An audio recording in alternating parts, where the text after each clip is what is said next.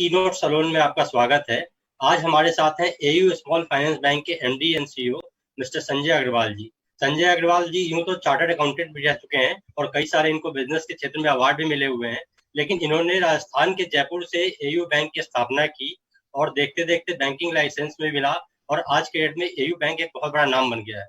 अब चूंकि कोरोना इसमें पत्रिका कीनोट सैलून में हमने कई तरह के प्लेयर्स को बुलाया है और उनसे लाइव इंटरेक्शन किया है। तो आज हम संजय अग्रवाल जी से बैंकिंग से रिलेटेड या बैंकिंग से जुड़े लोन मोरेटोरियम इन सबसे जुड़े सवाल पूछेंगे और उसी के साथ हमारे हमारे कुलीग मिस्टर संजय शर्मा जी जो कि सेल्स से हैं। स्वागत है आप सब लोगों का। नमस्कार मुनीष जी, और आशा करता हूँ आप सब लोग जो भी आपके व्यूअर्स हैं, जितने लोग जुड़े हुए हैं, आप दोनों को मेरी तरफ से बहुत ही हेल्दी रहने की और सेफ रहने की शुभकामनाएं। And I hope everybody around you is also very safe and healthy. Thank you, Sanjay ji. My first question to you would be, or rather, I would like to welcome you on the board of first webinar with you, Keynote Saloon with you. And you have done a great job. EU has done a great job. Bank from Rajasthan, Jaipur, one of the first banks. And your journey has been amazing in the past few years. You have been ranked as top 500 companies, Indian companies already, having a strength of 16,000 people already on board, one of the fastest growing bank in India. I think it's amazing journey. So some of the questions from our side.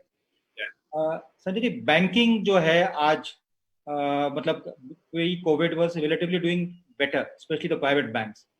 Suddenly post-COVID things have changed and valuations are taking a huge hit. Today I was reading in some of the business newspapers that banks need to be recapitalized again, and the demand is almost coming for a few trillions of rupees. Where do you think we will land up post-COVID? And NPS is also likely to go up from 20% to 25%. Yeah, Sanjay ji, of course, COVID जो हुआ है वो एक disaster है, पूरा human kind के लिए, पूरी इस वर्ल्ड के लिए, जो भी लिविंग ऑब्जेक्ट है उनके लिए।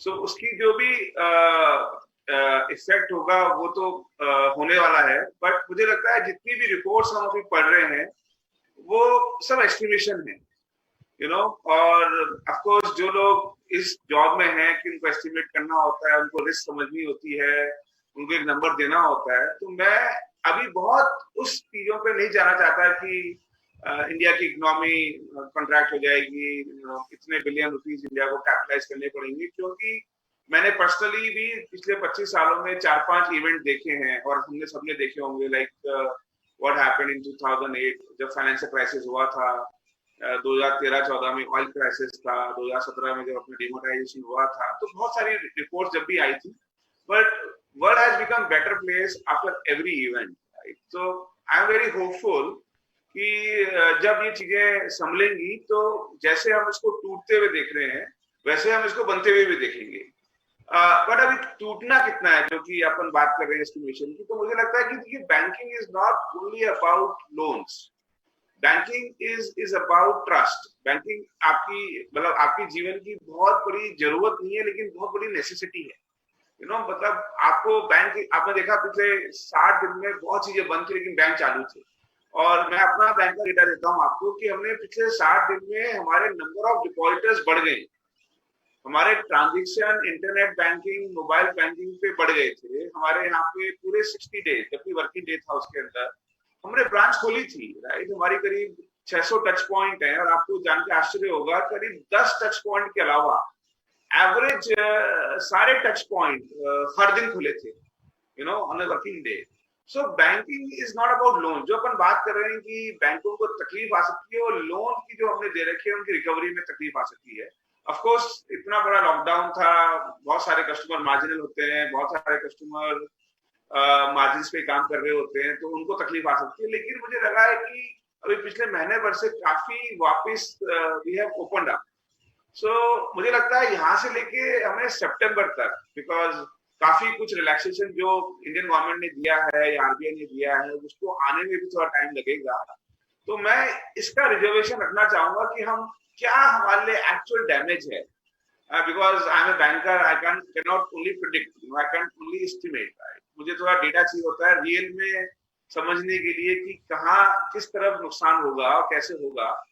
तो मैं सबसे रिक्वेस्ट करना चाहूंगा कि अभी शायद हमको एक क्वार्टर, मतलब जो नेक्स्ट क्वार्टर है, जून जुलाई अगस्त सितंबर तक रियल वेट करना चाहिए कि रियल डैमेज क्या है. डैमेज होगा, बट जैसा बोला जा रहा है हो सकता है वैसा हो सकता है वैसा नहीं हो सकता है मिड पाथ हो, but let's wait for some time to really know the real damage. Right. Very valid. Very valid. Sir sorry, बीच में डिस्कनेक्ट हो गया था मेरा. और मैं ये मेरा एक सवाल था कि जो 20 लाख का जो राहत पैकेज गवर्नमेंट ने दिया है, इसमें और बैंकिंग जो है कि आज के डेट में क्या बैकबोन, मतलब हर चीज की बैकबोन कही जा रही है, और कुछ ऐसी चीजें आ रही हैं जिसमें एनबीएफसी लगातार डिमांड कर रही थी कि हमें पैसा चाहिए, क्योंकि जो एक बड़ा चंक है, मतलब जो बड़े लोन का जो फायदा मिलता है छोटे बैंकों से खास करके ना, क्योंकि हर कोई एचडीएफसी और आईसीआईसी के पास नहीं जाता है, छोटे बैंक के पास जाता है, खास करके जो छोटे कारोबारी जो राजस्थान में, एमपी में, छत्तीसगढ़ में बैठे हुए हैं. तो इनका जो राहत पैकेज का फायदा है वो एनबीएफसी को और छोटे बैंक्स को कितना मिल सका है? तो अपन दो बात करते हैं इसके अंदर कि जैसे आपने जो 20 लाख का पैकेज है उसमें अपन बात करते हैं मॉनेटरी पैकेज की, जो कि आरबीआई गवर्न करता है. राइट. एंड इसलिए कि मैं बैंकर हूं और आपसे बात कर रहा हूं, बट आरबीआई ने जिस तरह से प्रोएक्टिवली पिछले 2 महीने में आके मॉनेटरी पॉलिसी पे काम किया है वो कमांडेबल है. उन्होंने बहुत सिस्टम में लिक्विडिटी दी, उन्होंने सीआरआर कम की, एमएसपी कम की, उन्होंने 2-3 आपको एक विंडो दी जहां से आप पैसा रेज कर सकते हैं और आगे दे सकते हैं. तो मुझे लगता है कि लिक्विडिटी की जब हम बात कर रहे हैं सिस्टम में, जिसमें हम बोलते हैं कि पैसा है या नहीं है, राइट, वो काफी है. वो आरबीआई ने बहुत विंडो क्रिएट करी है पिछले 2 महीने में, और बैंकों को लिक्विडिटी की प्रॉब्लम नहीं है. बैंकों को जो इशू है, जो आप बात करना चाह रहे हैं कि आगे जब हम लैंड करते हैं, तो जैसे आपने कहा कि हम भी हमारे डिपॉजिटर के तो जिम्मेदार होते हैं, तो हमें आगे देखना होता है कि जिसको लैंड कर रहे हैं वो कितना सक्षम है. तो जो कि बड़ी एनबीएफसीज हैं, जो रेटेड एनबीएफसीज हैं, जिनके पास ज्यादा ट्रांसपेरेंसी है, जो कम लेवरेज थी, मतलब उनकी कैपिटल ज्यादा थी, उन्होंने उधार कम दे रखा था, ऐसी सब कंपनियों के पास इनफ लिक्विडिटी है. और आपने देखा है कि पिछले मई जून महीने से पूरी वर्किंग भी स्टार्ट हो गई है. तो जो मोरेटोरियम पीरियड हम देख रहे हैं कि साहब मोरेटोरियम तो सब कस्टमर ले रहे होंगे, जबकि ऐसा है नहीं. मई महीने के अंदर भी करीब करीब 30 से 40% लोगों ने मोरेटोरियम लिया, बाकी % लोगों ने चुकाया बंद होते हुए भी.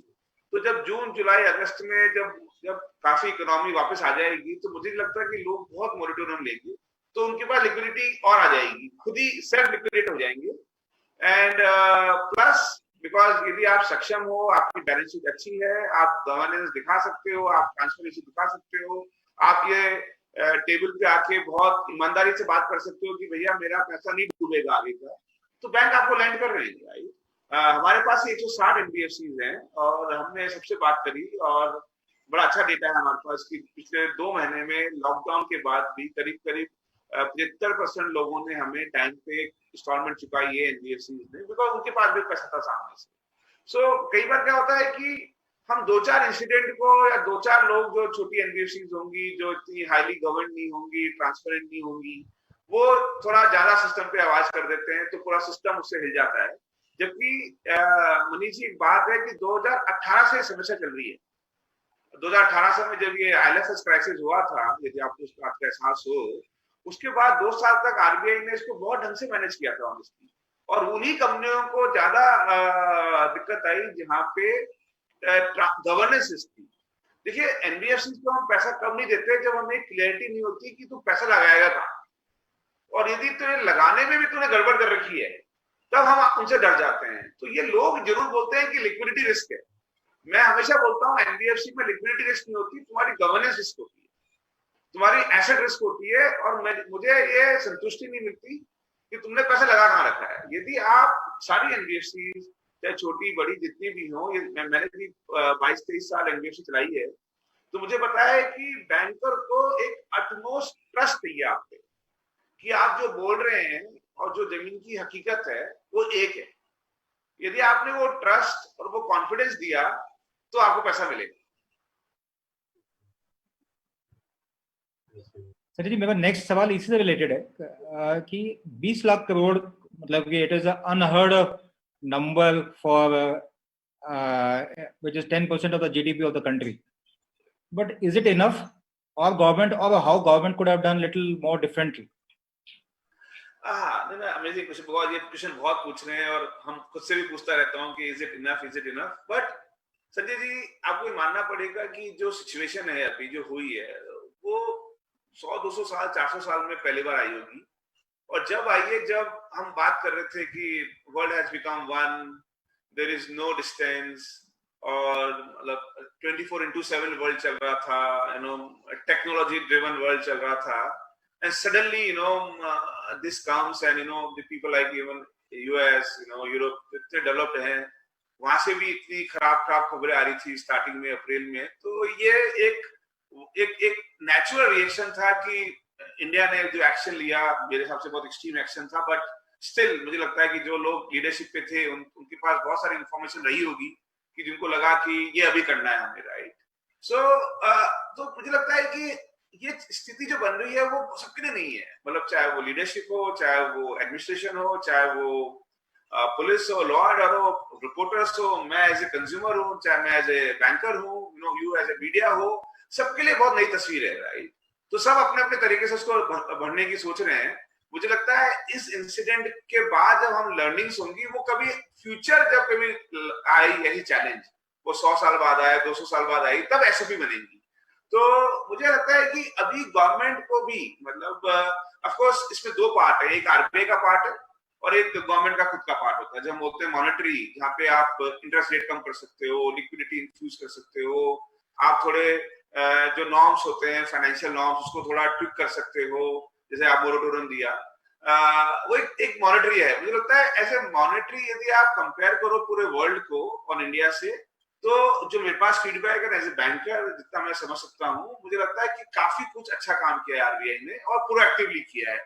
अब उसके रिजल्ट कैसे निकलेंगे, उसका आउटकम कैसे निकलेगा, वो तो हम सब जब एग्जीक्यूट करेंगे तब आपको, मैंने इसलिए बोला कि let's wait for another quarter to really understand it, right. So उस आपको 6 महीने या 12 महीने के पूरे पिक्चर में पता चलेगा कि वो एक्शन कितने रियल थे, राइट, कितने अच्छे थे ग्राउंड के लिए। लेकिन अभी तक ये फीडबैक है, मतलब एज ए बैंकर बता रहा हूँ, कि काफी राहत है उन मॉनेटरी पॉलिसी से, राइट, और एक फिस्कल पॉलिसी है। तो मैं गवर्नमेंट के साथ ये बोलना चाहूंगा कि गवर्नमेंट को भी रियल डैमेज का एहसास नहीं है अभी तक। तो जब आपको मर्ज का एहसास नहीं है तो इलाज कैसा करोगे? तो जैसे उन्होंने जो फिस्कल मेजर दिया, वो पहले बोला कि चलिए आप माइग्रेंट लेबर को दीजिए, गरीब लोगों को दीजिए, फिर उनको लगा कि नेक्स्ट लेवल एमएसएमई होता है, उसके लिए उन्होंने बैंक बैलेंस शीट को लेवरेज कर रहे हैं। उसके अलावा उन्होंने कहा कि हम ये करेंगे, तो उन्होंने ईज की बात करी है। तो मुझे लगता है ये पैकेज कोई फर्स्ट एंड लास्ट नहीं है, और क्योंकि ये जो अपने साथ हुआ है उसका थोड़ा लॉन्ग लास्टिंग इफेक्ट होगा। तो आप देखेंगे, हो सकता है सितंबर में वापस गवर्नमेंट आए, समझ के कि रियल डैमेज क्या है, कौन से सेक्टर को डैमेज हुआ जाता, तो उसको कैसे हमें जरूरत देनी। तो अनफॉर्चुनेटली हम सब लोग, जितने भी लोग, मैं डिबेट भी देखता हूँ, सब देखता हूँ, सब अपने परसेप्शन से बोल रहे हैं, सब अपनी इंटेलिजेंस से बोल रहे हैं। कोई आदमी रियल फैक्ट से नहीं बोल रहा है कि 200 साल पहले ऐसा हुआ था तो ऐसे करो, या 100 साल पहले ऐसा हुआ तो ऐसे करो। तो मुझे लगता है ये इस पूरे 700 करोड़ लोग जो इस बात को अभी महसूस कर रहे हैं कोविड को, उन लोगों के लिए एक बहुत ही नया तजुर्बा है, नई चैलेंज है। कोई लोग बचेंगे, कोई लोग मैनेज करेंगे। ये सब एक उसी कश्ती में सवार हो गए हैं, राइट, जिसका डेस्टिनेशन नहीं पता। तो आई वुड से कि 20 लाख करोड़ का पैकेज एक अच्छी पहल है, एंड आई वुड अप्रिशिएट जो आरबीआई ने किया। गवर्नमेंट ने भी जो किया है अभी तक, वो मैं आपसे बोलूंगा कि मैं तो कंज्यूमर हूँ, मैं तो ग्राउंड पे काम कर रहा हूँ, तो मुझे तो सारी चीजें परेशान दिखती हैं कि आपने मेरी दुकान बंद करा दी, आपने मेरा होटल बंद करा दिया, आपने मेरा ये करा दिया, मैं कैसे जीऊं। बट ये गवर्नमेंट को पता कैसे चले कि किसको जरूरत है, किसको जरूरत नहीं है। तो मुझे लगता है कि जब ये थोड़ा लॉकडाउन थोड़ा खुल जाएगा, तब रियल जितने भी फेडरेशंस हैं, जितने भी चैनल्स हैं, जब वो फीडबैक देंगे, तो मुझे लगता है कि गवर्नमेंट ने थोड़ा पाउडर, हम बोलते हैं हमारे, कि थोड़ा सामान अपने पास रख रखा है, क्योंकि उसी को देंगे जिसको जरूरत होगी ज्यादा, करेक्ट। और ये भी आपको मानना पड़ेगा कि बहुत हम एक ग्लोबलाइजेशन में जी रहे हैं, राइट। हम एक बहुत ही डेवलप कंट्री नहीं है, हम अंडर डेवलप कंट्री है, राइट, जहाँ पे आपने देखा कि कैसे हम माइग्रेंट लेबर की जो इश्यूज हुए उसको कैसे हमने लोगों ने हैंडल किया है। अब मैं किसी का नाम नहीं लेना चाहता क्योंकि किसी के, मैंने आपसे कहा ना, पहली बार ही हो रहा है, तो सब लोग ट्राई बहुत कर रहे हैं मेरे हिसाब से, बट कहीं ना कहीं गलतियां रह ही जाती हैं।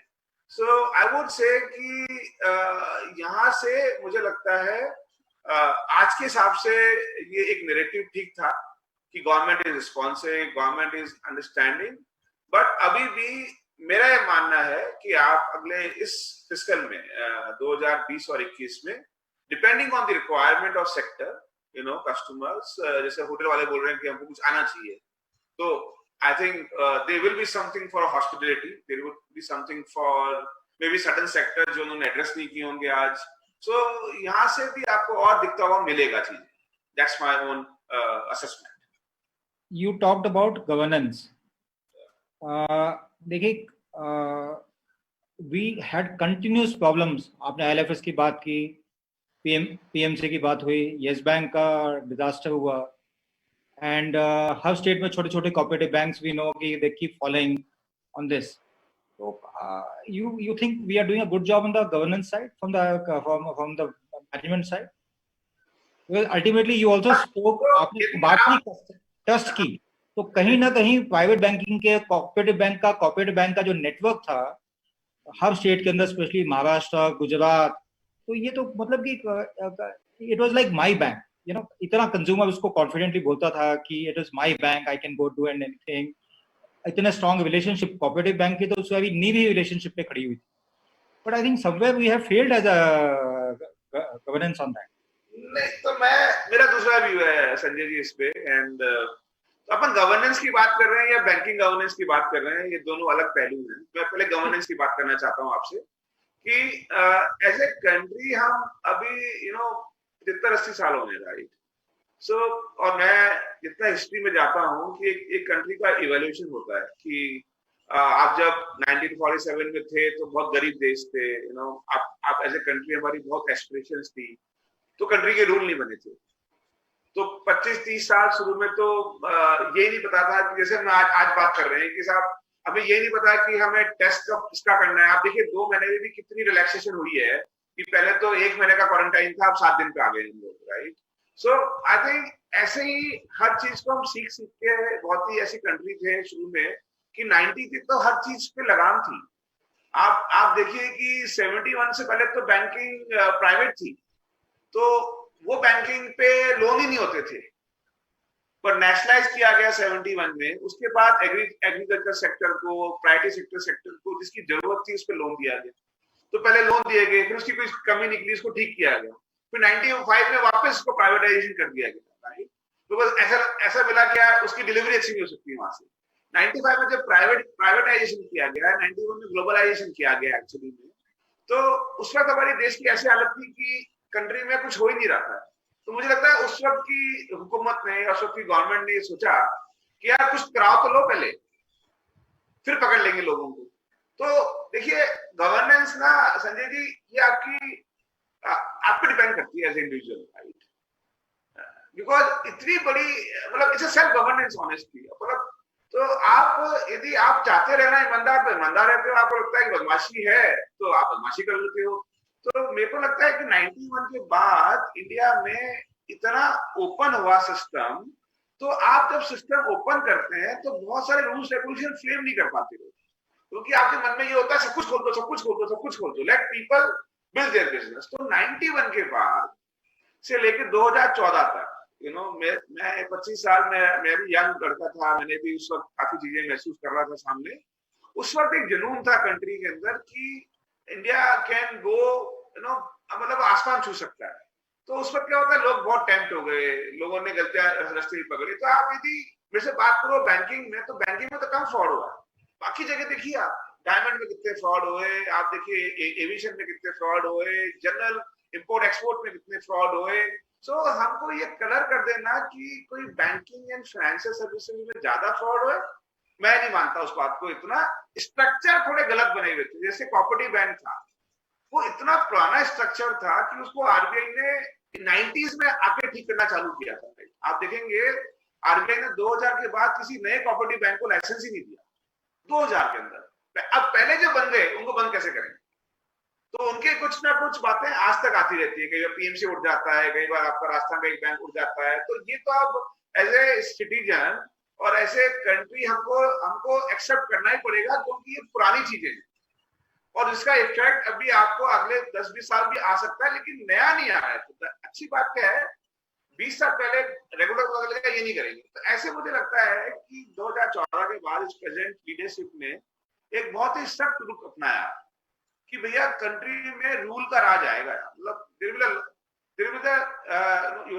Rule of the law, correct, कि no what come matter, right. तो अब ये नहीं होता कि पहले लोग बदमाश थे, पहले स्ट्रक्चर वो थे सर।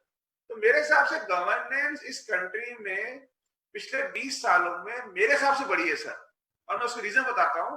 क्योंकि कैपिटल मार्केट की जो कैपिटल मार्केट जब स्टार्ट होता है, जहां से आप कैपिटल रेज करते हो, जब आप लोन रेज करते हो, पैसा रेज करते हो, बिजनेस बनाते हो, तो यदि वो प्राइवेट एंटरप्राइज दे रही होती है तो वो आपकी गवर्नेंस को एक नंबर देती है कि आप कितने क्लियर हो। तो देखिए कैपिटल मार्केट कहां से कहां पहुंच गया हमारा पिछले 20 साल में। आपको याद होगा अरशद मेहता का कांड हुआ था 93-94 में। उसके बाद 25 साल के अंदर जब उसको टाइट किया गया उस रेगुलेशंस को, बहुत ज्यादा वहां पे कोई इतने बड़े कांड नहीं आपको दिख रहे हैं, राइट, इतने बड़े इश्यूज नहीं दिख रहे हैं वहां पे। तो अब ये इतनी बड़ी कंट्री है, इतनी बड़ी चीजें हैं, कई बार आदमी अपने मन से फेल हो जाता है, कई बार काम करके फेल हो जाता है। सो मेरा मानना है कि अभी भी हम अंडर इवैल्यूएशन है, लेकिन फाइनेंशियल सर्विसेज में यदि ट्रस्ट जाता है, जो आपका अलग क्वेश्चन था गवर्नेंस, तो उसका बहुत वाइडर इम्पैक्ट होता है। तो रेगुलेटर इसमें बहुत क्लियर है कि इस पे आप चांस नहीं ले सकते हो, और इसीलिए आप देखिए कि यस बैंक का इशू हुआ, लेकिन आरबीआई ने फिर आके बोला कि भैया प्रमोटर चला जाएगा, सब चला जाएगा, लेकिन बैंक रहेगा, डिपॉजिटर का पैसा सिक्योर्ड है। पीएमसी में इसलिए नहीं हुआ क्योंकि पीएमसी कोऑपरेटिव बैंक है जो अंडर आरबीआई के डायरेक्ट रेगुलेशंस में नहीं आता, it's not a schedule commercial bank. So I think मुझे लगता है कि, और जैसे आईएलएफएस का इशू था, तो आईएलएफएस में कोई पब्लिक का पैसा इतना नहीं था, ऑफकोर्स वो डिपॉजिट ले सकते थे, बात कर सकते थे। तो मुझे लगता है कि हम गवर्नेंस तो मतलब हमको टॉप मोस्ट प्रायोरिटी है, लेकिन किसकी गवर्नेंस है किसकी नहीं है, ये खाली रेगुलेटर और गवर्नमेंट का बताने का काम भी नहीं है। ये सारे सिटीजन को भी पता करना पड़ेगा कि यार मैं इस इंस्टीट्यूशन पे या इस आदमी पे ट्रस्ट कर सकता हूँ क्या। क्योंकि आप यदि ग्लोबलाइजेशन की बात करते हो, आप बात करते हो कि फ्री मनी होना चाहिए, फ्री ट्रेड होना चाहिए, तो ये नहीं हो सकता कि यदि कोई प्राइवेट एंटरप्राइज जाए तो गवर्नमेंट पीछे खड़ी है उसको सपोर्ट करने के लिए। फिर तो पूरा ग्लोबलाइजेशन का, पूरी नॉलेज बेस का, पूरे रेटिंग एजेंसीज का, पूरे आपकी इंफॉर्मेशन नेटवर्क का कोई काम ही नहीं रह गया है। तो इसलिए आप देखेंगे कि जब जेट एयरवेज गया या जब वोडाफोन की इतनी सारी बातें हुई, तो गवर्नमेंट नेवर स्टेप्ड इन, कि वो तो फ्री इकोनॉमी है ना। यदि हर ऑर्गेनाइजेशन फेल होगा तो यदि हम उसकी लोन हम ही चुकाते फिरेंगे तो there is no need of globalisation. But financial services में वाइडर इम्पैक्ट पड़ता है। प्रमोटर को हटाया गया, सारे सिस्टम को हटाया गया, खुद आके वहां बैठे। तो वो एक उदाहरण है कि गवर्नमेंट किसी सेक्टर को बहुत सेंसिटिव समझती है, किसी सेक्टर को ये मानती है कि भैया इस सेक्टर को यदि डूबता भी है तो ये ओपन इकोनॉमी का एक आउटकम है। सो बिकॉज यदि देखिए गवर्नमेंट यदि बहुत सारी चीजों में इंटरफेयर करेगी तो अपन बोलना चालू कर देंगे और देखो हर चीज में गवर्नमेंट आ जाती है भाई, तो फ्री इकोनॉमी का है। तो आई थिंक आई वुड से कि गवर्नेंस की जानना या गवर्नेंस के बारे में पता करना हर इंडिविजुअल का एक निजी काम है, और उस पर एक्ट करना भी इजी काम होता है। आप भरोसे पे जाके काम करोगे और फिर उसका लॉस होगा तो वो अनफॉर्चुनेटली ग्लोबलाइजेशन में, फ्री इकोनॉमी में उसका बर्न आप ही को लेना पड़ेगा। ग्लोबली भी हमने देखा है। Sorry Manish ji please. Sir मेरा एक सवाल है, जैसे कि हमने काफी सारी बातें की रेटिंग एजेंसी से लेके वोडाफोन और तमाम चीजें, इसमें कोरोना में बहुत सारी चीजें ऐसी भी हैं जो कुछ पॉजिटिव भी चीजें देखने को मिली है। खास करके जैसे अभी हम जूम पे बैठे हुए डिजिटल एज, तो अब डिजिटल ने इतना जोर पकड़ लिया है और आरबीआई आज से नहीं कई सालों से डिजिटल को बढ़ावा देने में लगी है। ऐसे में आप देखिए कि टीयर 2 टीयर 3 सिटीज में आपके कस्टमर्स बैठे हैं, उनको एयू बैंक कैसे डिजिटली फायदा पहुंचा रहा है, या फिर आपके जो कस्टमर्स हैं वो डिजिटल बेनिफिट कैसे होंगे, इसके लिए आप क्या क्या कदम उठा रहे हो सो दैट कि आपकी रीच ज्यादा से ज्यादा जो गाँव तक पहुंच सके, बढ़ सके, क्योंकि अब सब कुछ डिजिटल मीडियम से चल रहा है। तो इस पर थोड़ा सा क्या कहना चाहेंगे सर? सर जी, इसी से रिलेटेड एक सवाल है, सॉरी आई एम इंटरप्ट, कि मेरा एक सवाल इससे रिलेटेड ही था, तो यू कैन आंसर बोथ, कि आपको क्या लग रहा है रिटेल बैंकिंग में पोस्ट कोविड क्या डिफरेंस आएगा जनरली? अच्छा, बड़ा अच्छा क्वेश्चन है। सो जैसे आपने बहुत अच्छी बात बोली मनीष जी ने कि साहब इतनी नेगेटिविज्म है हर जगह, हम थोड़े निराश हैं, थोड़े भयभीत हैं, तो अच्छा क्या है इस वक्त? तो मुझे लगता है कि जैसे आपने भी बोला कि इंटरनेट बैंकिंग जब 2016 में डिमोनेटाइजेशन हुआ था, उसके बाद बड़ा पुश मिला था कि आपको internet banking, mobile banking, payment सारे डिजिटाइज होने चाहिए, यूपीआई था, डेबिट कार्ड था, पॉश मशीन थी, और बहुत बड़ा पुश मिला था, राइट? तो उसका फायदा इस वक्त हुआ आप सब लोगों को कि आप अपने घर से बैठे बैठे आप अपनी पैसे को ट्रांसफर कर सकते हो, अपने सेविंग अकाउंट में से एफडी में डाल सकते हो, एफडी को सेविंग में डाल सकते हो, आप सारे डिजिटाइज पेमेंट कर सकते हो। आप जैसे आपको डिस्टेंसिंग मेंटेन करनी है तो आप पैसे देते थे, तो आपको जरूरत ही नहीं है। आप आजकल जो डेबिट कार्ड आ रहा है वो तो नियर टू जो हम बोलते हैं कि आपको टैप भी नहीं करने की जरूरत है, आप थोड़ा दिखाइए, पास जाके पॉश मशीन में पैसे चले जाते हैं आपको 2000। सो और अभी आपने सुना होगा कि आरबीआई ने परमिशन दी है कि आप वीडियो कॉन्फ्रेंसिंग भी कर सकते हैं। देखिए, किसी जमाने में बैंक अकाउंट खोलना, आज से 25 साल पहले जब मैंने मेरा पहला अकाउंट खोला था, और मुझे याद है एसबीबीजे पृथ्वीराज रोड पे ब्रांच होती थी, मुझे 2 आदमियों का सिग्नेचर चाहिए था जो उसको इंट्रोड्यूस कर सकते थे, और वो पता करने में मुझे 1 महीना लग गया था यार ये 2 आदमी कौन होंगे जो मेरा अकाउंट खोल देंगे, राइट? और मैं उस वक्त में सीए कर रहा था, ऐसा भी नहीं था कि मैं कोई स्टूडेंट था, मतलब आई वाज डूइंग अराउंड 22-23 की बात है। सो और 1 महीने में अकाउंट खुला था मेरा। आज आप देखिए कि मैं, संजय जी आप हमें बात कर रहे हैं या मनीष हम बात कर रहे हैं, मैं आपको इस बात करते करते आपका अकाउंट खोल सकता हूँ। तो ये सब चीजें, और कई बार क्या होता है साहब, देखिए वीडियो कॉन्फ्रेंसिंग में अकाउंट खोलने की बातें पिछले 5 साल से चल रही थी, लेकिन कई बार क्या होता है कि ऐसी समस्याएं जैसे कोविड जैसे इश्यूज होते हैं, वो 20-20 साल के डिसीजन 20-20 मिनट में होते हैं। तो आई थिंक अभी हम लोग यहाँ से बैंकिंग को, जो हम फेसलेस बैंकिंग की बात कर रहे थे, हम बोल रहे थे कि यार हमें आपसे मिलने की जरूरत क्या है, राइट? और आपको हमसे मिलने की जरूरत क्या है, ब्रांचलेस की बात कर रहे थे, वो आपको आगे 2-3 सालों में दिखती हुई दिखेगी। क्योंकि जैसे मुझे आपकी फैमिली बैंकिंग करनी है, तो पहले मैं आपके घर आता था, पूरी फैमिली को समझता था, फिर जाके कुछ बनाता था। अब मैं वीडियो कॉल कर लूंगा, आपके साथ अलाउड है, और एक सिक्योर्ड एनवायरनमेंट में मैं आपसे पूछ भी लूंगा अक्सर बातें जो कि एक वेल इंक्रिप्टेड होगी कि भैया किसी और से शेयर नहीं होगी। यदि आपको वो कॉन्फिडेंस है, मुझे वो कॉन्फिडेंस है, और आपकी कन्वीनियंस है, हो सकता है मैं सुबह 6 बजे भी आपसे बात कर रहा हूँ, हो सकता है रात को 11 बजे भी बात कर रहा हूँ, हो सकता है संडे को भी बात कर रहा हूँ। अभी आपको याद भी होगा कि हम जब प्राइवेट बैंकिंग नहीं थी 95 से पहले, तो बैंकिंग आवर होते थे 10 से 2, और बाद में वो लोहे के गेट लग जाते थे, सो कहां से कहां पहुंच गए हम। मैं संडे को भी आपके घर बैठ के आपकी फैमिली के सारे अकाउंट खोल सकता हूं, और आप अपने घर बैठे बैठे पैसे को बेस्ट बैंक में डाल सकते हो, जो आपको लगता है कि ये ट्रस्टवर्दी है, ये मुझे बेटर रिटर्न दे रहा है, आप कंपेयर कर सकते हो। आपको पहले पता ही नहीं होता था कि यार इस बैंक की क्या रेट है, इस बैंक की क्या रेट है, ये बैंक क्या करता है, ये बैंक क्या करता है। आप इस डिजिटाइजेशन के युग में HDFC bank, AU bank, SBI, PNB, जितने भी हमारे बैंक है इस कंट्री में, उन सबकी इंटरेस्ट रेट चेक कर सकते हो, उनकी क्रेडिबिलिटी चेक कर सकते हो, उनकी बैलेंस शीट चेक कर सकते हो। तो ये जो इंफॉर्मेशन आपको मिल रही है वो बिकॉज ऑफ डिजिटाइजेशन हो रही है, आपकी कंफर्ट से मिल रही है, और इतना प्लेजेंट होने वाला है बैंकिंग, जो कि एक काम था, किसी जमाने में एक काम था, एक बैंक जाना एक काम था, बैंक से ट्रांजेक्शन करना एक काम था, वो because of internet banking, mobile banking, video conferencing, website, UPI, NPCI, जैसे मुझे पता है कि एक साल में ऐसा एक वक्त आने वाला है कि आपने अपने चेक डालना है बैंक के अंदर, आप मुझे अपने व्हाट्सएप से फोटो भी भेज दो उसकी, आपको आने की जरूरत नहीं है, चेक आप ही रखो, आपका चेक है ना, मुझे करना क्या है उसका। तो जब आपका चेक जमा करने की जरूरत नहीं है, आप कैश कहीं कोई लेगा ही नहीं, लेगा तो एटीएम लगे हुए हैं, राइट? वहां से जाइए, अकाउंट मैंने आपको खोल ही दिया है, आपको मुझसे कोई बात करनी है तो वीडियो कॉन्फ्रेंसिंग कर लो। फिर भी आपको आना है तो आपका स्वागत है।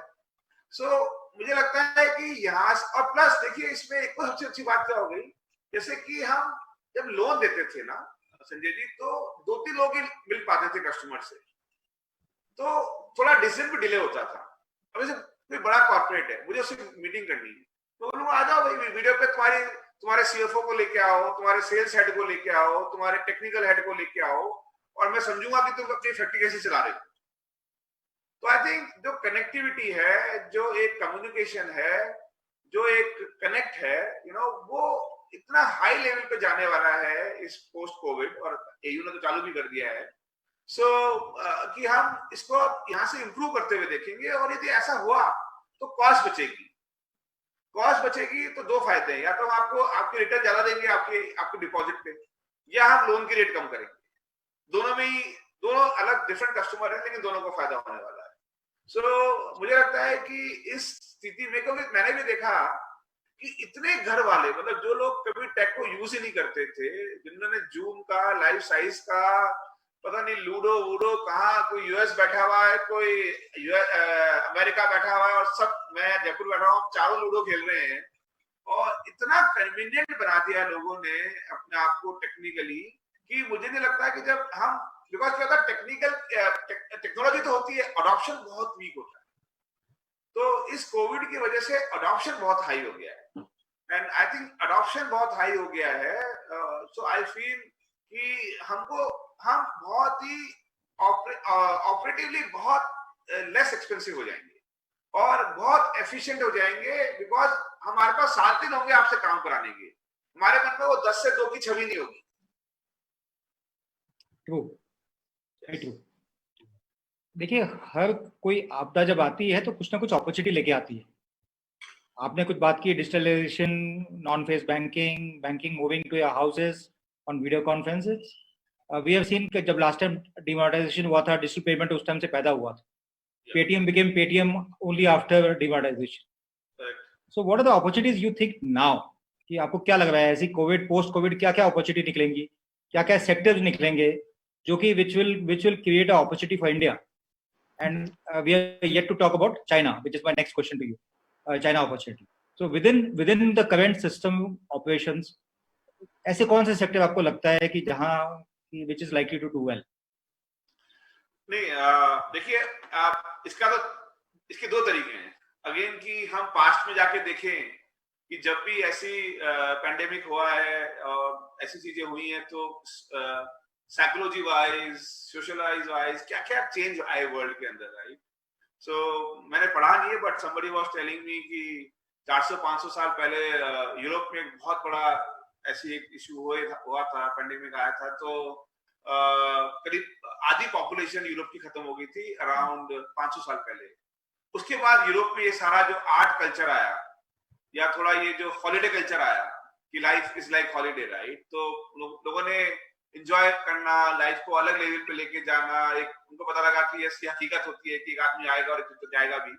सो वो एक साइकोलॉजी वाइज वहां पे इम्पैक्ट आया। हम स्पेनिश फ्लू की बात करते हैं 1918 में, हम वर्ल्ड वॉर की बात करते हैं, तो सबके बहुत बड़े इम्पैक्ट थे, राइट, एज ए ह्यूमन, कि हम उनको कैसे बिल्ड करना है। तो मुझे लगता है कि सबसे बड़ी अपॉर्चुनिटी एज ए एंटरप्रेन्योर और एज ए ह्यूमन, हमको ये ट्रैक करना चाहिए कि हम साइकोलॉजी वाइज या हाउ विल इवॉल्व नाउ, कि हो सकता है इंडिया कुछ डिफरेंटली इवॉल्व करे। जैसे मैं भी 7 दिन से ऑफकोर्स मैं बैंक आ रहा था, लेकिन जो लोग रहे, मैंने उनसे पूछा क्या सोचते हो यार, जब ये खत्म हो जाएगा ना, मैंने पूरी दुनिया घूमनी है मुझे यार, मुझे ना इतना इनसिक्योर नहीं रहना है यार। ये तो लाइफ तो, ये मतलब एक वायरस आ गया यार, मैं तो इतना जिंदगी को इतना लंबा सोचता हूँ, ये तो पता नहीं क्या हो गया मेरे साथ, राइट? सो यदि आप लॉकडाउन के एक्सपीरियंसेस को देखें, लोगों से बात करें, तो आपको वहीं से दिखती है अपॉर्चुनिटी। जैसे मुझे लगता है कि अभी साल भर आपको लगता है होटल और ये जो एविएशन है या रेस्टोरेंट है, ये तो डूब गया, पर मुझे लगता है कि इन्होंने साल भर अपने आप को बचा लिया, तो अगले 3 साल आप जगह नहीं मिलेगी, क्योंकि होता है पीपल अपने आप को एक्सप्लोर करें कि यार मुझे जिंदगी जीनी है, करेक्ट? सो मुझे लगता है कि एक तो हमको अपॉर्चुनिटी हमारे लिए ये है कि जो साइकोलॉजिकल जो चेंज होगा माइंडसेट एज ए ह्यूमन, उसको ट्रैक करना इज एन अपॉर्चुनिटी, बिकॉज वहीं से आप पता कर पाओगे कि क्या दुनिया में होगा। जैसे मैंने आपसे कहा कि हम ये ट्रैक कर रहे हैं कि यार टेक्नोलॉजी तो थी, अडॉप्शन दिक्कत में था, अब अडॉप्शन भी हो गया, तो अब तुम जब लूडो खेल रहे हो तो बैंकिंग भी कर लो भाई। So you know I would say कि ये सबसे बड़ी अपॉर्चुनिटी है कि एज ए ह्यूमन आपकी साइकोलॉजी को एक डेंट किया गया है या आपको चेंज या सोचने के लिए मजबूर किया गया इस कोविड ने, राइट। तो that's the biggest opportunity for me, right, कि उसको समझ के बहुत चीजें बना सकते हैं और बनेगी बहुत, इससे बड़ी बनेगी, इससे खूबसूरत बनेगी। यही हुआ है, पास का डेटा यही कहता है कि वर्ल्ड वॉर 2 के बाद दुनिया बहुत अच्छी बन गई थी, राइट। दुनिया में पीस ज्यादा आया, पहले तो आप देखते हैं 500 साल पहले तो लोग तलवार और घोड़े पे चलते थे खाली, लेकिन जब वो खत्म हुआ, जब डेमोक्रेसी आई तो उसके क्या फायदे हुए, वर्ल्ड वॉर आया, जब यूएन आया तो उसके बाद क्या फायदे हुए। यदि आप बहुत ट्रैक करते हो, ऑफ कोर्स हर टाइम पे कोई ना कोई परेशानी रहती है, बट आज की तारीख में थोड़ा कोई घोड़े पे तलवार लेके आप कुछ कर सकता है। सो आई वुड से कि यही आपको समझना पड़ेगा कि ये जो इवेंट है वो वंस इन 100 ईयर है, 200 ईयर है। और मैं सेक्टर वाइज मैं बहुत ज्यादा उत्साहित नहीं हूँ इस मीडिया रिपोर्ट्स पे कि साहब चाइना में तो हर कंपनी बंद करके चली जाएगी। ये हाई एंड ड्राई होता है, एक इनिशियल फीडबैक मिलता है और फिर हम उसको एज ए इंडियन उसको बहुत बड़ा कर रहे हैं, बता रहे हैं। बिकॉज यदि आप चाइना जाते हैं सर, बिकॉज अभी तक ये पता भी नहीं कि हुआ क्यों है। अभी ये खाली मीडिया आपस में झगड़ा कर रहा है, यूएस के अपने चैलेंजेस हैं, चाइना के अपने हैं। सो आई वुड, यदि आप चाइना जाते हैं, इतना बड़ा इंफ्रा बना रखा है उन लोगों ने, एज ए कंट्री हम खाली ये बोलते हैं कि साहब हमारे घर पे कोई आ जाएगा और हमारे घर पे रह लेगा, तो आपके घर के द्वार तो आ जाएगा, कमर आएगा उसके लिए, अच्छा उसके लिए एसी लगा रखा है क्या आपने, उसके लिए वो सिवरेज बना रखी है क्या। तो मुझे लगता है कि एज ए कंट्री हमको हमारा घर पहले ठीक करना है, फिर लोगों को बुलाना है कि आप आके रहो। बिकॉज चाइना ने अपना घर बहुत अच्छा बना रखा है मेरे हिसाब से, so I won't be so bullish कि चाइना का बहुत बड़ा बिजनेस इंडिया आ जाएगा। It's not easy Sachin ji, reverse migration जो आपने कहा, बिल्कुल I think I connect that my next question to that, कि जब आदमी इनसिक्योर होता है तो घर आता है वापस, he wants to be with his closed ones, he want to get secured first and then he want to, उसको एक रियलाइजेशन होता है मैं छोटी सी जिंदगी है, मैं जी हूं इसको। तो रिवर्स माइग्रेशन हुआ है बहुत सारा, figures are into crores, we don't know how much has happened, but ये यूपी, बिहार, राजस्थान ऐसी जो स्टेट्स हैं, इनके लिए क्या अपॉर्चुनिटी लेके आया है ये? You think first of all there is opportunity, and अगर है तो इसमें what do you think opportunity would be for state like us? Sanjay ji, मैं इसमें बहुत दुखी हूँ यार, मतलब मैं, आपने जो बात छेड़ी है, मुझे बहुत लोग लॉकडाउन में 60 दिन रहे, ऑफ कोर्स डॉक्टर्स ने, पुलिस ने, एडमिनिस्ट्रेशन ने 24 घंटे काम किया, बट जो माइग्रेंट लेबर के साथ हुआ, वो आज के टाइम पे 75-80 साल के बाद हमारी कंट्री आजाद हो गई है, और इतने हम बात करते थे कि मतलब आज के टेक्नोलॉजी युग है, सारी इंफॉर्मेशन मिलती है, हम ऑर्गेनाइज कर सकते हैं, इतने स्टार्टअप थे। अब मुझे ये भी नहीं पता कि जो इतने टीवी पे दिखाए जा रहे हैं वो सब बातें सच है या गलत हैं, लेकिन मैं खुद हाईवे पे गया था, मैंने देखा था कि काफी लोग वॉक कर रहे थे, किसी को, हम जयपुर में रहता हूँ मैं, तो किसी को बिहार जाना था, किसी को यूपी जाना था, वो रेला चलता गया। सो बहुत ही दुख की बात है ऑनेस्टली कि जो मार्जिनल लोग थे और मार्जिनल हो गए, राइट। एक 25-30 साल से हम एक कंट्री को क्रिएट करने की कोशिश कर रहे थे, एक पोस्ट ग्लोबलाइजेशन, और मैं यहाँ किसी गवर्नमेंट की बात नहीं कर रहा हूँ, चाहे वो किसी भी 25-30 साल से प्रेजेंट गवर्नमेंट, सब कोशिश कर रहे थे, हम सभी कोशिश कर रहे थे ऑनेस्टली, बट वो कहीं ना कहीं फाइबर टूट गया अभी, सो अब तो एक तो यह है कि हमको एक लेसन है, एक अपॉर्चुनिटी है कि ये ऐसा क्यों हुआ यार, can we manage better, can we do something for this people, कि क्या गाड़ियां नहीं थी, क्या रेल नहीं थी, क्या बात नहीं थी, क्या कम्युनिकेशन नहीं था, क्या मोबाइल नहीं था, क्या नहीं था हमारे पास। सो मेरी रिक्वेस्ट है, जितनी भी लीडरशिप थी या है, और यदि भविष्य में मुझे भी चांस मिला, कि हमको ये एहसास रखना पड़ेगा कि इस कंट्री में 40-50 करोड़ लोग हैं जो बहुत ही बेसिक सर्विसेज पे रहते हैं, और इकोनॉमी की बात हम बाद में कर सकते हैं, बिकॉज ये भी लोग एक जी रहे हैं, इनका भी एक दिल है, राइट, ये भी एक सांस लेते हैं. So we should not in next 20 years और 30 years ये कंट्री एक अपने आप को बिल्ड करे. और मैं लीडरशिप से हाथ जोड़ के प्रार्थना करना चाहूंगा कि सर, हो सकता है कि हम अपर लेवल पे या बड़े कॉर्पोरेट लेवल पे कुछ कम ध्यान दें, लेकिन इन 40-50 करोड़ लोगों को एक बेसिक सेंस तो दें जिंदगी जीने का, राइट. और जो सबसे बड़ा चैलेंज है, हमको देख के लगा कि पॉपुलेशन का जो एक्सपेंशन है, वो अनकंट्रोलेबल है. यदि हमारे कंट्री में साधन नहीं है और पॉपुलेशन ऐसी बढ़ेगी तो we are heading for disaster. और मैं चाइना के बारे में भी यही बोलना चाह रहा था आपको कि वहां पे साधन बहुत है. हमसे बड़ी पॉपुलेशन है लेकिन साधन बहुत है. सो या तो हम हमारी पॉपुलेशन कम करें या हमारे साधन बढ़ाएं.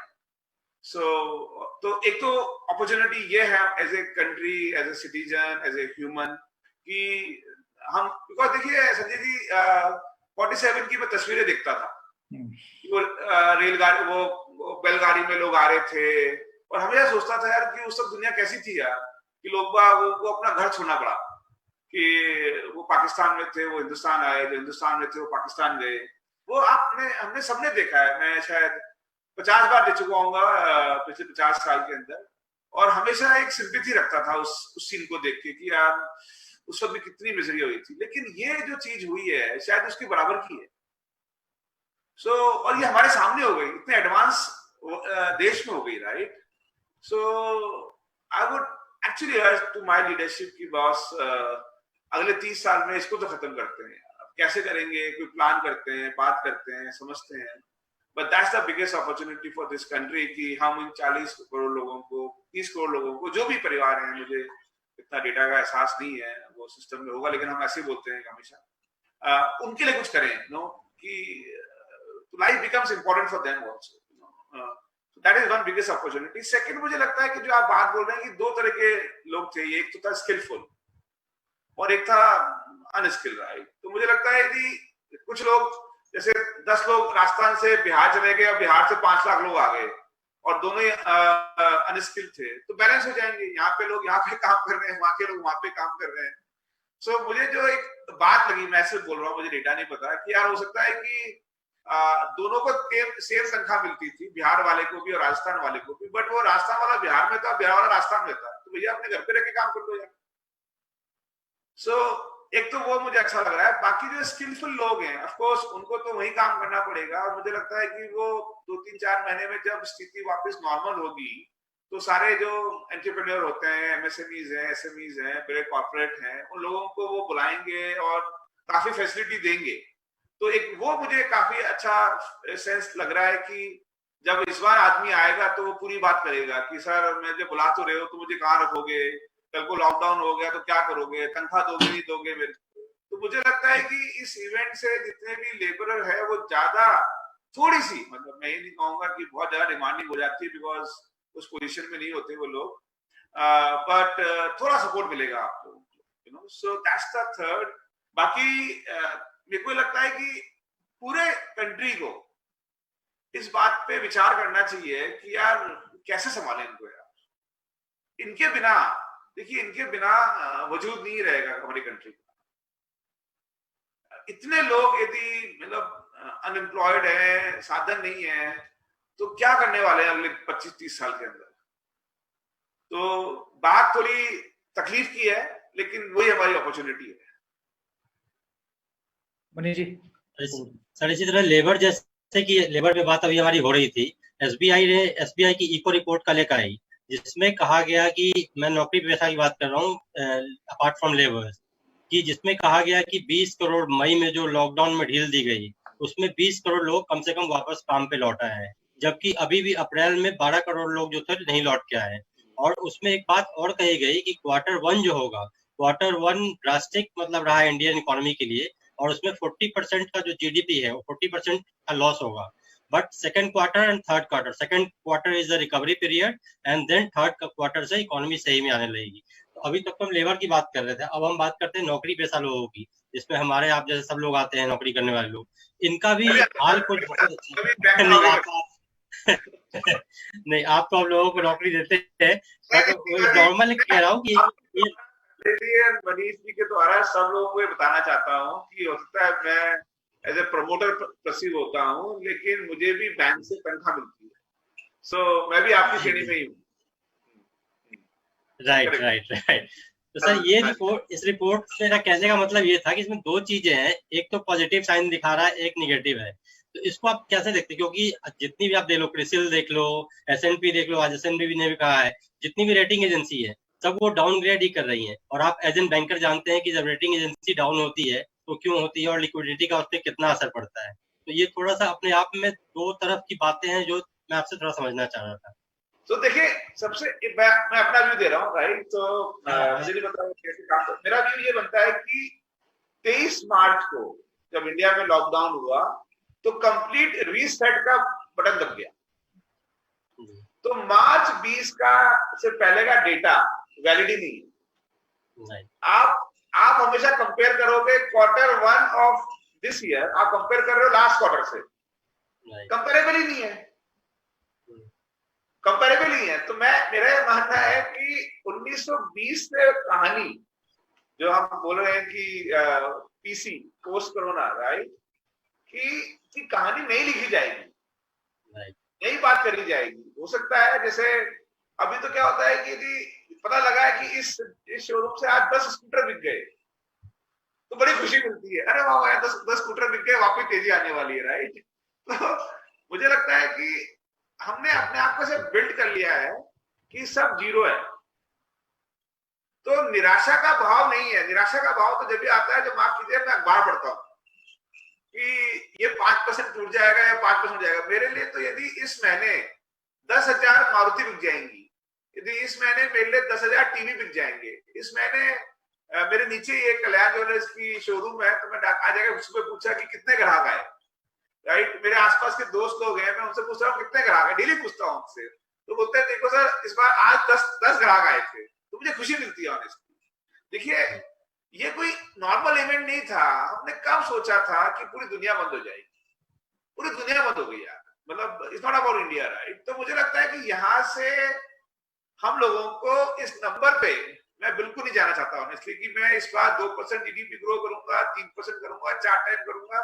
मेरा ये मानना है कि मैं क्या खड़े होके डेली जो अपना काम करता था उसको वापस बिल्ड करने का जज्बा है क्या, और पूरा सिस्टम उसको खड़ा करने के लिए उसके साथ खड़ा है, चाहे वो बैंकर हो, चाहे वो एडमिनिस्ट्रेशन हो, चाहे वो उसका खुद का सोसाइटी हो, उसके दोस्त लोग हो, उसका कस्टमर हो, उसके एम्प्लॉइज हो। तो मुझे लगता है कि ये टाइम हमको कंपेयर करने का है ही नहीं ऑनेस्टली। मैं यदि इस साल एयू को जब देखूंगा तो मैं देखूंगा कि 1 अप्रैल से लेके मेरा प्रोग्रेस कैसे चल रहा है। तो मैं आपको ये बोलूंगा कि साहब मैं तो डबल हो गया अप्रैल से। मेरे लिए ये ज्यादा खुशी है राधा देन ये बोलना कि साहब पिछला मई से मैं आधा हूं। मुझे लगता है जून मेरा मई से भी डबल होगा इन terms of customer visit, in terms of हमारी एम्प्लॉय स्ट्रेंथ। आप देखिए अप्रैल में हमारे जितने भी हम करीब 18,000 लोग हैं, तो करीब 3-4 हजार लोग आए अप्रैल में, और मई में हमारे वो लोग पहुंच गए करीब 10-11 हजार। और ये मुझे पता है जून में जब हो जाएगा तो हम 17-18 हजार लोग काम कर रहे होंगे। तो मेरे लिए तो बैंक वापस बन गया, राइट? तो मुझे ऐसा लगता है कि हमको कंपैरिजन अभी 1-2 साल छोड़ना पड़ेगा, और बेस डेटा अप्रैल 2021 का से ही दुनिया बनेगी आगे। संजय जी, यही मेरा क्वेश्चन है next. You are a great leader, you have 18,000 people on board. आपको सब मालूम है कि how a trader on a street is thinking कि सब बंद हो गया, पैसा आ नहीं रहा, बैंक को EMI चुकानी है, एम्प्लॉय की सोच है कि जॉब सैलरीज कम हो गई, जॉब पता नहीं किस इनसिक्योर्ड है, etc etc. How do you motivate such people around you, and how will you take it on? So जैसे मैंने आपसे बोला कि ऑफ कोर्स कोविड एक डिजास्टर है, हम अपने आप को अनफॉर्चुनेट माने कि ये हमने हमारे जीवन काल में देख लिया, जो 100-200 साल में होता हो, और इतने ऐसे वर्ल्ड में देख लिया जो इतना 24/7 था। पूरा वर्ल्ड डिजाइन ही नहीं हुआ लॉकडाउन के लिए, वर्ल्ड डिजाइन हुआ है 24/7 के लिए। आप देखिए कि आप टैक्सी, आप घर से बाहर निकलते थे तो आप कभी टैक्सी प्री बुक करते नहीं थे। आपको पता है मैं ओला 2 बजे भी ओला बुलाऊंगा तो आ जाएगी, मैं 2:30 बजे भी स्विगी को फोन करूंगा तो खाना आ जाएगा। मैं मॉल ही, आप बताइए, आप महाराष्ट्र के अंदर अभी जनवरी फरवरी में तो उन्होंने कहा कि मॉल खोलेंगे 24/7। तो पूरा दुनिया ही डिजाइन कर दी गई है, फ्लाइट चलती है 12-2 बजे। तो क्या चीज थी जो मतलब कुछ लोग तो सोते नहीं थे रात को, तो मैं तो ये एक बार लिख भी रहा था कि ऐसी क्या चीज थी जो लॉकडाउन से इफेक्टेड ही नहीं रही होगी। बट मुझे एक भी चीज नहीं मिली। इंटरनेट बैंकिंग 24/7, आरटीजीएस 24/7 जो भी आप करते हैं वो आईएमपीएस होगी। तो व्हाट हैपेंड कि वर्ल्ड हैज बीन डिजाइंड 24/7, तो उससे से आपकी सारी एक्सपेक्टेशन बिल्ड हो गई थी सिस्टम। सो अब इस पे एक बहुत ही मतलब स्ट्रॉन्ग इम्पैक्ट हुआ है। तो मैं यही कहना चाहूंगा कि आप मुझे पूछेंगे कि मैं कैसे मोटिवेट करूंगा, तो मैं बोलूंगा कि यार आप हिस्ट्री में जाओ। और मैं इसमें क्रिकेट का उदाहरण ही लूंगा संजय जी, को पता है मैं काफी खेला भी हूँ, कि 2-3 पूरे आप 5 दिन का मैच खेलते हो और 2 घंटे बड़ी हवा बहुत चलती है, पिच रेनी हो जाती है, मौसम ओवरकास्ट हो जाता है, नया बॉल होता है।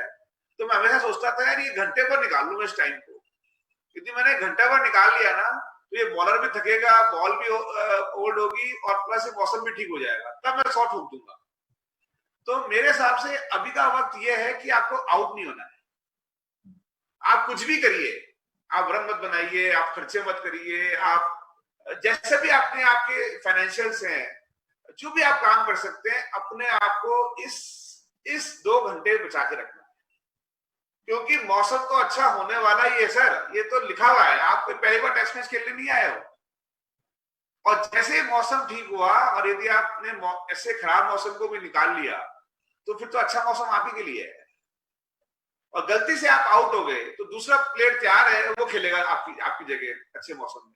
तो मेरे हिसाब से मेरा एक ही मोटिवेशन होता है कि ये टफ टाइम है, इसको एक्सेप्ट करते हैं, थोड़ा गम खा लेते हैं, थोड़ा कम खा लेते हैं, और इस टाइम को निकालते हैं। और ये टाइम ये मत मानिए कि 2 साल ऐसे रहने वाला है।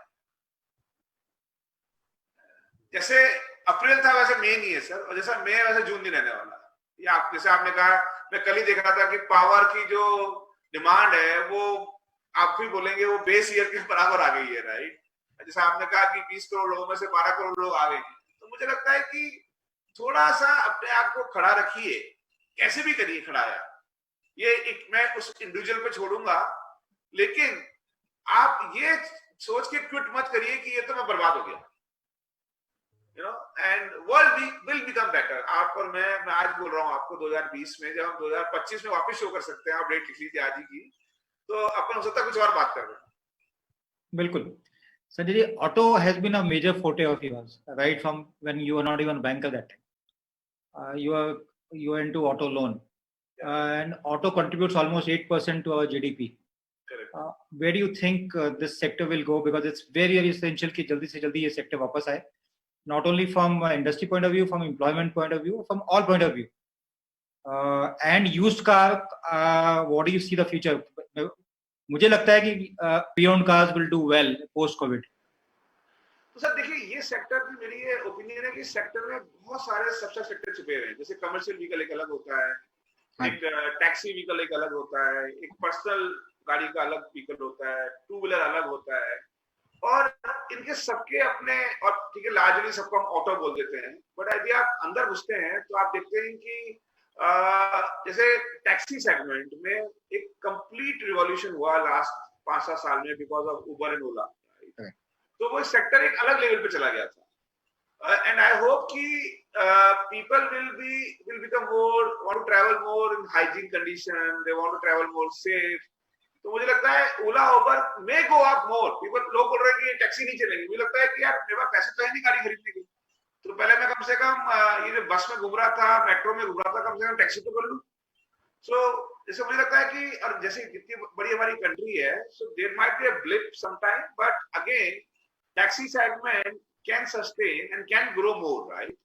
इन टर्म्स ऑफ पर्सनल साइड मुझे लगता है कि बिकॉज यूज्ड कार का भी एक सेगमेंट पिछले 3 साल में काफी इवॉल्व हुआ, राइट? बिकॉज काफी चीजों की विजिबिलिटी आई, बिकॉज बहुत सारी कंपनियां, टेक कंपनियां आके आपको आपके घर पे गाड़ी दिखा दी, उसकी वैल्यू दिखाती दी, उस पर गारंटी कर दी, तो बहुत सारे लोगों को लगा, unfortunately Indian economy was not so growing on a higher rate, तो लोगों ने कहा यार बड़ी नई गाड़ी नहीं खरीदते, यूज गाड़ी खरीद लेते। और एक जैसे है कि गाड़ी एक सपना है, गाड़ी एक आपका इमोशनल फैक्टर है, आपको लगता है मैं गाड़ी खरीदता हूँ तो लाइफ में कुछ अचीव करता हूँ, जैसे मकान और गाड़ी, दो चीजें ऐसी हैं जब when you make you feel you are complete. तो मुझे लगता है यूज्ड कार सेगमेंट इस टाइम पे और ग्रो होगा। कोविड तो रिलेशन एक रीजन है ही, बट बिकॉज इसके पीछे एक इमोशनल वैल्यू है, आदमी को सेटिस्फाई करता है, और new might have their own time will take. तो जब मेरे हिसाब से 1.5 साल में जब Indian economy again will come back और आनी है, तब आप न्यू को बढ़ते हुए देखेंगे। और commercial vehicle is a direct relation with the manufacturing capacity and capability and demand. तो वहां पे भी बहुत सारा अभी पिछले साल भी हमारा इकोनॉमी ने इतना कोई बहुत बड़ा काम नहीं किया था, उससे पिछले साल भी इतना नहीं हुआ था। तो मुझे लगता है एक टिपिंग पॉइंट आने वाला है, जैसे मैंने आपसे कहा कि एक बेस पे से जाके आपको ग्रोथ दिखेगी। So commercial vehicle might take another 2-3 years to come back. New vehicle might take another 12 to 18 months to come back. But used and taxi can be there in next 2 quarters. And agriculture autos already there. Tractors की demand बहुत हो गई है, माल नहीं है इनके पास। हाँ, तो ट्रैक्टर तो ये तो एग्रीकल्चर सेगमेंट तो मेरा मतलब पहली बार इतना डिस्कशन हुआ कि इतने अनाज हो गया, इतनी बात हो गई, उनको पेमेंट हो रहा है, मतलब पहले तो पापा उसको पता ही नहीं करते थे लाइफ में। So I think agriculture sector ने तो बचाया इस बार शायद। तो एब्सोल्युटली टू व्हीलर है, rural demand will be there, extended urban market में डिमांड रहेगी। जैसे आपने कहा कि माइग्रेंट लेबर घर गई है तो घर बनाएगी, अपना वहां रहने की कोशिश करेगी। So I think you will see a lot of new things. Predict करना बहुत मुश्किल है, estimate करना बहुत मुश्किल है, लेकिन watch करना easy है. So keep watching.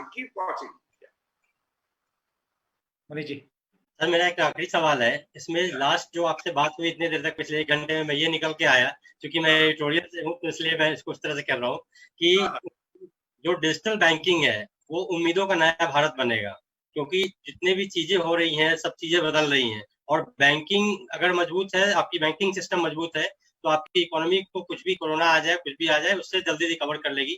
तो इसको हम कह सकते हैं कि मजबूत डिजिटल बैंकिंग से उम्मीदों का नया भारत बनेगा। मुझे लगता है कि मजबूत इरादों से मजबूत भारत बनेगा, और उस मजबूत इरादे को मजबूत करने के लिए डिजिटल बैंकिंग और बैंकिंग आपके साथ खड़ा है। और मुझे लगता है बैंकिंग बहुत एफिशिएंट बनेगा, बहुत एफिशिएंट बनेगा। और यदि एफिशिएंट होगा तो आपको बहुत सर्विसेज आपको घर पे आपकी कन्वीनियंस से जल्दी मिलने वाली है, और ना केवल city customer, semi urban and rural customer also, which is so important. So I hope banking का एक इकोनॉमी का सेंटर पॉइंट होता है। सो हर चीज उसमें से घुसती है, मतलब बैंक अपने आप में कुछ नहीं है, नो इकोनॉमी जैसी है वैसे बैंक होते हैं, correct? So I would presume कि बैंकिंग इंडिया में under the ages of RBI बहुत स्ट्रांग है, और हमारे देश में इतना डिफॉल्ट नहीं जितना हम सोचते हैं, करेक्ट? सो आई होप कि इस माहौल में हम सब मिलके इस सिस्टम की अहमियत समझेंगे, एंड हम वी विल बिल्ड टुगेदर। जी, तो ये थे हमारे साथ संजय जी, जो कि आपने सारी चर्चा सुनी। आप हमारे इसको फेसबुक पेज पे भी देख सकते हैं लाइव, और भी देश दुनिया की तमाम बड़ी छोटी सारी खबरों को देखने के लिए जुड़े रहे पत्रिका.com के साथ। नमस्कार। Thank you Sanjay ji, thank you so much for joining, thank you so much.